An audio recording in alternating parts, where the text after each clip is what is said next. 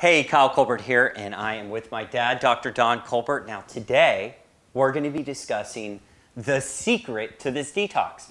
Now everybody wants to know what makes this detox so unique. Now there's a lot of factors in this detox that make it unique. We've studied, you've written books on detox, you know the difference between yours and...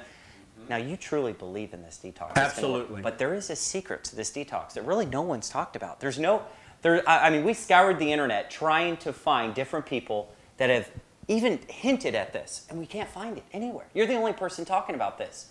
So get ready. You're about to learn something you have probably never heard. Tell us about this different concept about eating foods. Well, what I've been doing for years for myself, because I was covered with psoriasis about 15, 20 years ago, and I mean covered, and I had to learn what to do to break out of psoriasis. I traveled and studied under almost every medical and pseudo-medical discipline out there, and I finally stumbled upon the answer. And one of the keys that I learned was rotating my foods. I identified which foods were triggering the psoriasis, and it was simple, but I was eating these foods every day, some almost every meal, like wheat. I was eating wheat or gluten every meal in the form of cereal made of gluten, a toast made of gluten, sandwich made of gluten, pasta made of gluten at each meal, and then another very inflammatory food for psoriasis that I had were peppers. I was craving peppers and salts every day. I would have it every day with my food. It was healthy, I thought. And so what I learned is remove inflammatory foods. That's one of the keys.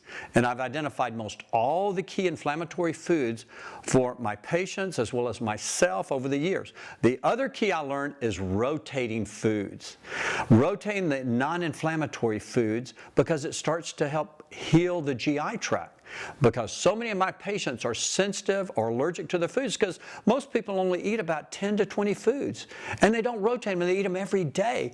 And many of these foods start to inflame the body, creating symptoms such as fatigue, lethargy, rashes, insomnia, setting them up for depression, anxiety, and all these weird symptoms, and they just wonder, what's wrong? It's the food you're eating. You're eating the wrong foods that are inflaming you, and you're not rotating the foods. That's so powerful. I hope you can understand this, because he's saying that, if I can just recap, there are foods that people are eating that they believe are healthy for. Because I meet a lot of people with Crohn's and colitis. Yes, and I see this all the time. These people are looking for foods Yes. they can eat. Yes. They find it, Right. and they go, oh, this is good for me. They eat it every day, That's even right. though it's good food. Then all of a sudden, boom, it triggers. And let me tell you, a food that most Crohn's and colitis patients crave almost every day is dairy.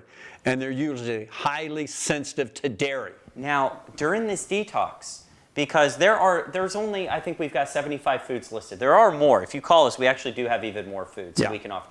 But we've got to make sure that they're rotating these foods. Exactly. So if you find a soup or salad or smoothie you like, don't eat or drink the same one every day. For Is that example, right? yes, don't drink almond milk every day. One day almond, another day rice, another day coconut. You rotate. The key is rotating, not eating the same foods. Now, you can eat the same foods for breakfast, lunch, and dinner, but just don't eat it the next day or the following day.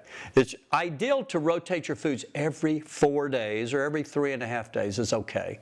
And that's ideal. I know you are probably watching this going, that's it.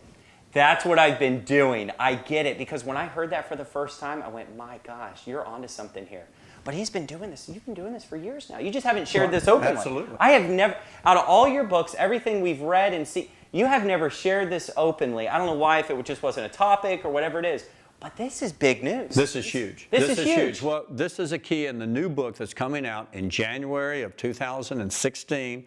Let food be your medicine. This is one of the key principles in that book that I use. Okay, now, if you're watching this video a year from now, you'll be going, that's an old book, but the book's going to be out regardless. So let your food be your medicine.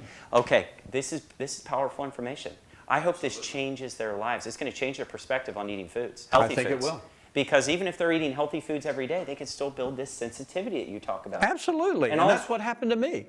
Unbelievable. Okay, well, hey, rotate your foods. We're going to change foods every day. We're going to do this together. Stay committed. We love you. We'll see you in the next video. Rebuild, restore, and renew your health.